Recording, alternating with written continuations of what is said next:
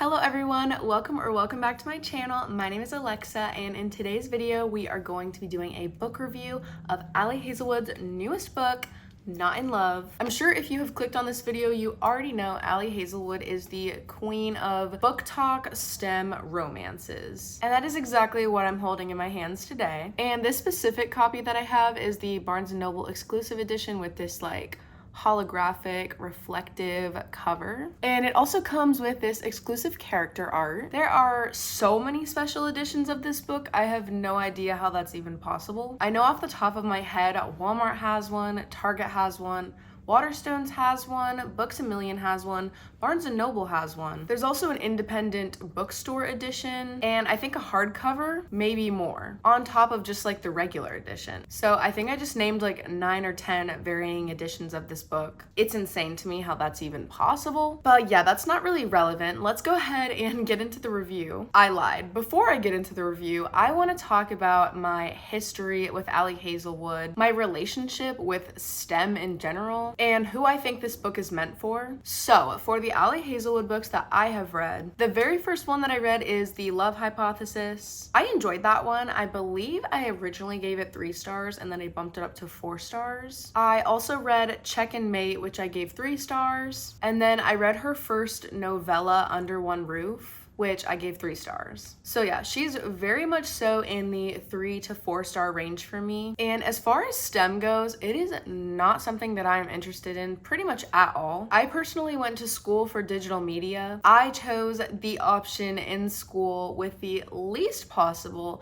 science and math requirements. But with that being said, that doesn't mean that I can't enjoy a little STEM romance here and there. One of the main reasons that I love reading is I get to read about and explore topics that are not my own reality. Like for me personally, I would rather learn about STEM through a little romance book versus reading an academic paper in my leisure time. That's just me. Totally fine if you like reading academic papers in your free time, but I do not. So I mean, with that being said, obviously any book can be enjoyed by anybody, but I have read over 50 books this year so far, and very few of them did I ever rate 2 stars. I'm not even sure if I've read a 1 star this year. All that to say, I have a general sense of whether or not I'm going to like a book. Obviously, there are times when I am surprised, underwhelmed, aggravated, but for the most part, I end up picking up books that I am pretty sure I'm gonna like in some capacity. So I'm gonna not read the back of the book and just tell you my own personal summary of it. Essentially, we have our main characters, Rue, female,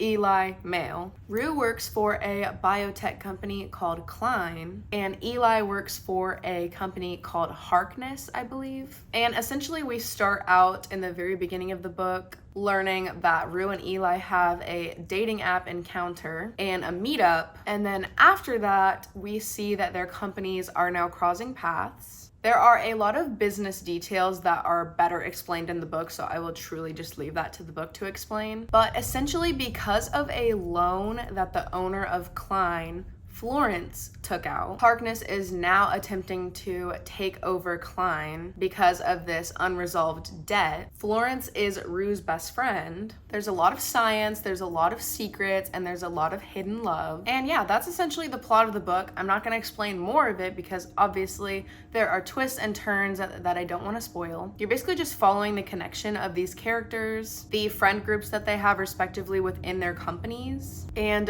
what the end result of this huge business conflict ends up being. Personally, I love shows like Bridgerton, Gossip Girl, Friends, and this book truly felt like it had the drama level of those television shows. I think this book is written in a way that is supposed to be high stakes. However, for me personally, I didn't really view it that way. To me personally, it kind of just felt like, okay, you're either gonna end up together and hurt some people along the way, or you're gonna not end up together and get over it. That doesn't feel super high stakes to me. I think what's fun about this Ali Hazelwood book specifically is that her characters are a bit more morally gray than usual. And this is not a spoiler, but in the very first page of this book, Ali Hazelwood writes a little preface that says, "Dear reader, I just wanted to drop a quick note to let you know that Not in Love is tonally a little different from the works I've published in the past." She talks about a couple of trigger warnings and basically just explains that this is less so a rom-com-y book and more so of a forbidden romance type of book. So I thought that was interesting. So, like I said, the plot of this book essentially feels like you're watching an episode of a drama television show. It's very messy, and as far as character development, I feel like it's less so character development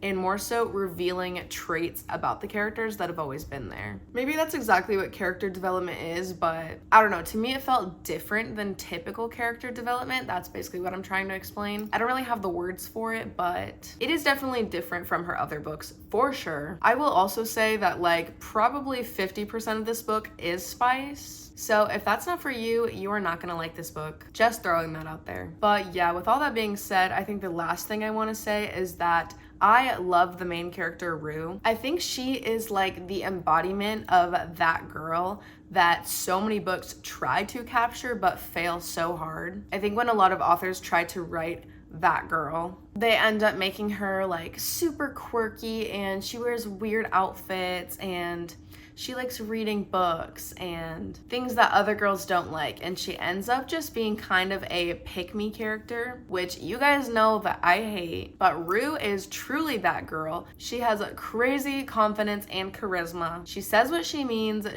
what she says. She's mysterious without trying to withhold information from people intentionally, and she's also been through a lot that makes her resilient by default. Yeah, I just think she is an incredible main character. And because of Rue's personality, I feel like the banter in this book was so entertaining. I loved it. If you guys follow me on Goodreads or Instagram, you already know that I gave this book 5 stars. I don't think it's like a piece of groundbreaking classical literature, but I don't think a book has to be that in order to rate it 5 stars. I think it's totally fine to just enjoy a book for the sake of enjoying it and give it 5 stars. At the end of the day, it's really just not that serious. If you enjoyed a book, you can give it whatever star rating you want to give it.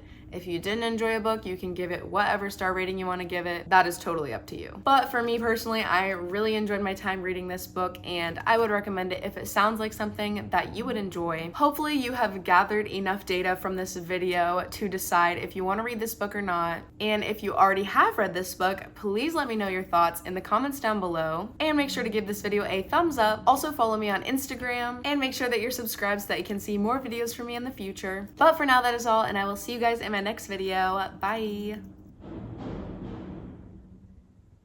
Literally, what is that?